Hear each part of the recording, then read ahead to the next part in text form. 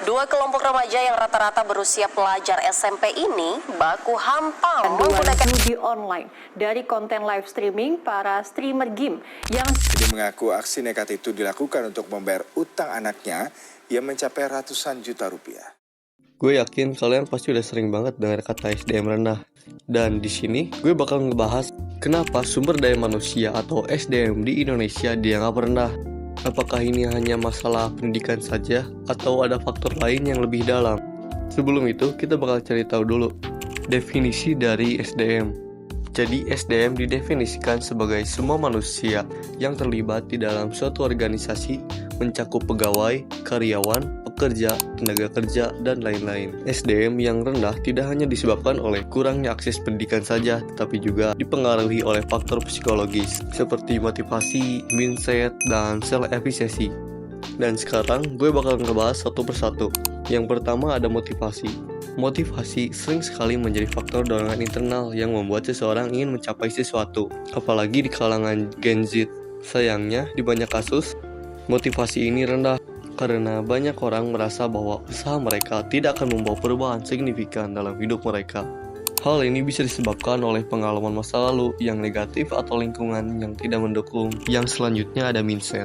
Ini adalah pola pikir seseorang tentang kemampuan mereka. Orang dengan fixed mindset cenderung berpikir bahwa kecerdasan dan bakat adalah sesuatu yang tetap dan tidak bisa diubah. Contohnya, kayak orang yang merasa dia tidak bisa matematika dan tidak akan pernah bisa matematika. Sebaliknya, growth mindset percaya bahwa kemampuan bisa dikembangkan melalui usaha dan belajar.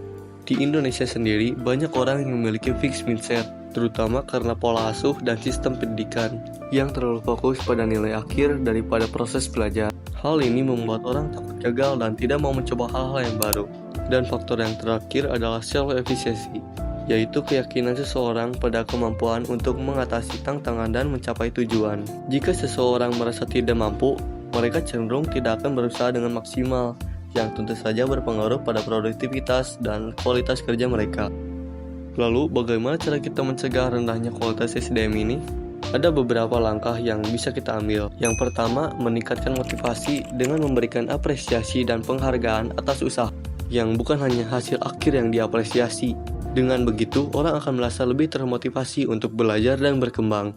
Yang kedua, kita harus mengubah mindset kita menjadi growth mindset. Ini bisa dimulai dari sistem pendidikan yang lebih fokus pada pengembangan dan kemampuan berpikir kritis, serta menghargai proses belajar. Dan yang terakhir, kita perlu meningkatkan self-efficacy melalui pemberian pengalaman sukses kecil yang dapat meningkatkan keyakinan seseorang pada kemampuan mereka.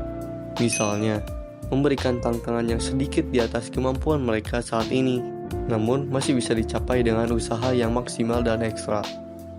Jadi, mulai sekarang, mari kita ubah cara berpikir kita dan jadikan setiap hari sebagai kesempatan untuk tumbuh dan menjadi yang lebih baik. Dan ingat, setiap tantangan adalah kesempatan untuk berkembang. Jangan biarkan rasa takut gagal menghentikan kita. Kalau lu ngerasa ada yang kurang dari video ini, akan sangat membantu jika lu sharing di komentar. Jadi itu aja video dari gue hari ini. Semoga bermanfaat dan keep strong.